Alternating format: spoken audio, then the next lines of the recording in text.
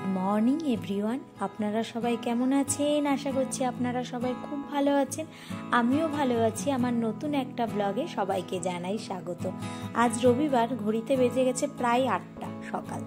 তো আজকে ভাবছি একটু চিকেন বানাবো, কিন্তু অনেক দিন ধরে চিকেন বানানো হয় না, কারণ হায়দ্রাবাদে এত গরম, মনেই হচ্ছে না যে চিকেন খাই বা মাছ খাই। শুধু টক ডাল আর আলু ভাতে খেলেই মনে হয় পেটটা ঠান্ডা থাকে। আর আপনারা যারা আমার মতো হায়দ্রাবাদে থাকেন তারা অবশ্যই জানেন যে হায়দ্রাবাদে এখন কেমন টেম্পারেচার, আর প্রচুর গরম। তো প্রথমেই আজকে একদম সিম্পলভাবেই চিকেনটা বানাচ্ছি। কিভাবে বানাচ্ছি সেটা আপনারা দেখুন। আর কোনো রকম গুঁড়ো মশলা ছাড়াই আমি চিকেনটা বানাবো। তো প্রথমে চিকেনের মধ্যে নুন হলুদ মিশিয়ে নিলাম, তারপরে দিয়ে দিলাম কাঁচা লঙ্কা। কাঁচা লঙ্কাটা এরকম একটু বড় বড় সাইজ করে কাঁচা লঙ্কাটা কাটলাম। আর এই কাঁচা লঙ্কাগুলো না খুব ঝাল, অল্প একটু মানে কাঁচা লঙ্কা দিলেই ঝাল হয়ে যায়। বেশ কিছুদিন আগে ব্লগে বলেছিলাম যে ঝাল হচ্ছে না, আবার সেই ঝাল লঙ্কাগুলো পেয়েছি। তারপরে দিয়ে দিলাম এই চপারে পেঁয়াজটা কুচি, পেঁয়াজ কুচি দিয়ে দিলাম। মাংসের পরিমাণ বুঝে পেঁয়াজ কুচি দিয়েছি। তারপরে দিয়ে দিলাম আদা রসুন বাটা,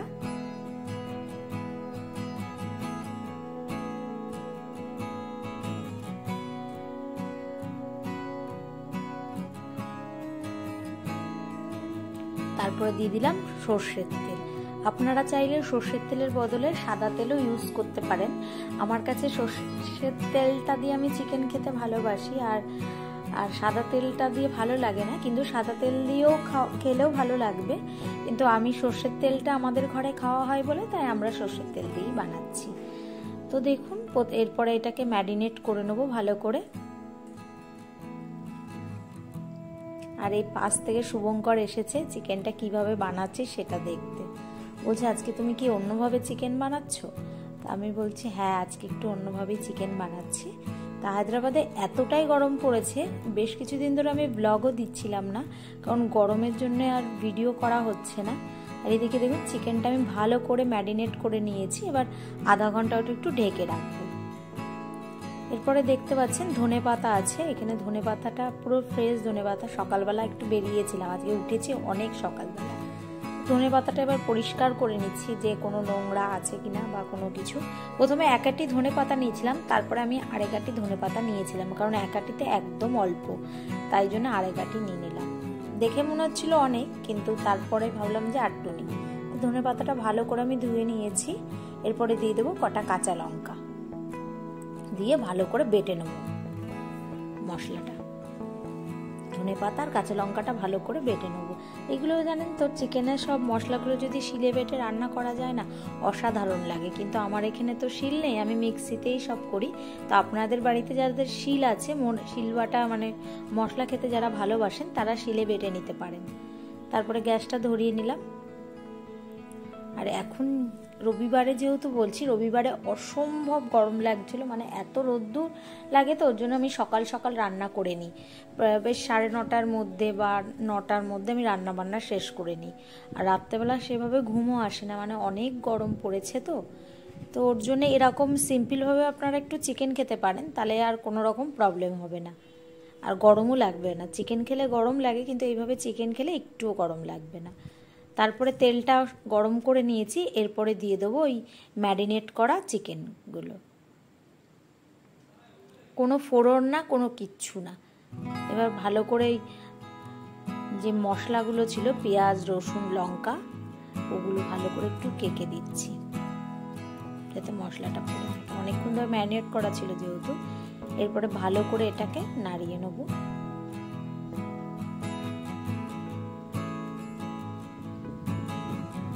এখন কোনো নুন টুন ইউজ করছি না, কারণ ম্যারিনেটের সময় অলরেডি নুন দেওয়া আছে।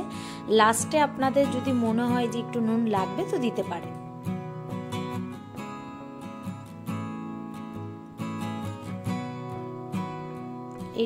এবার কষিয়ে এবার ঢেকে দেবো। মশলাটা ভালো করে নাড়িয়ে নিলাম তেলের সাথে, এবার নিয়ে আমি ঢেকে দেবো। এই রান্নাটা পুরো ঢেকে ঢেকেই করবেন।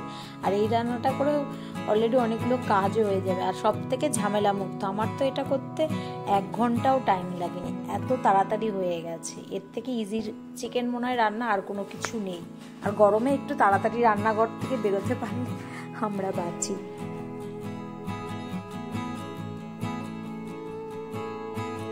ভালো করে এটাকে মিক্স করে নিচ্ছি, কষিয়ে নিচ্ছি চিকেনটা।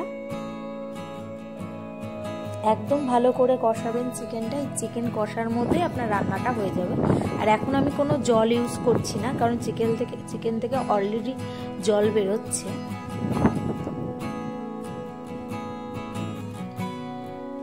তারপরে দিয়ে দেবো ওই যে ধনেপাতা আর কাঁচা লঙ্কা বাটাটা দিয়ে দিলাম।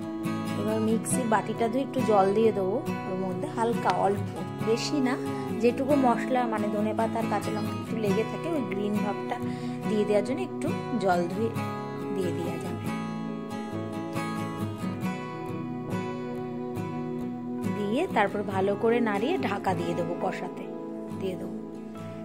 ভালো করে মিক্সড করে নিচ্ছি ধনেপাতা আর কাঁচা লঙ্কাটা যাতে চিকেনের গায়ে ভালো করে লেগে যায়, দিয়ে তারপরে ঢেকে রাখবো। আর আমি কোনো জল ইউজ করব না, এই জলেই হয়ে যাবে।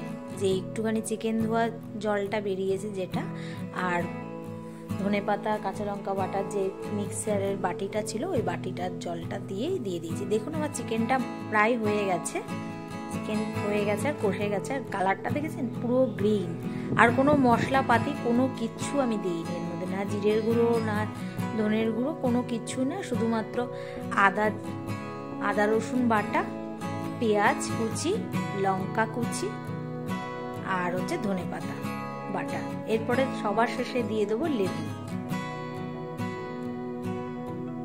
লেবুটা ভালো করে দিয়ে দেবেন সবার শেষে। আর কোনো মশলাপাতি দেবেন না। এইভাবে একদিন বাড়িতে চিকেন বানিয়ে খাবেন, অবশ্যই আপনাদের ভালো লাগবে আমি মনে করি।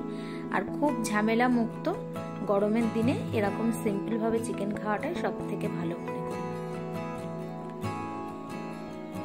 ভালো করে এবার লেবুটা দিয়ে মিক্স করে নিচ্ছি। একটু টকটকও লাস্টের দিকে লাগবে, যখন খাবেন ভাতের সাথে টকটক লাগবে, দারুণ লাগবে স্বাদ। আমার তো দারুণ লেগেছে এই রান্নাটা, চিকেন বানানোটা। তা চলুন, আজকে চিকেনটা কেমন লাগলো রান্নাটা সেটা কমেন্ট করে জানাবেন। ভালো লাগলে একটা লাইক করে দেবেন। সবাই ভালো থাকবেন, সুস্থ থাকবেন, সাবধানে থাকবেন। দেখা হচ্ছে নতুন একটা ব্লগে খুব শিগগিরই। টাটা।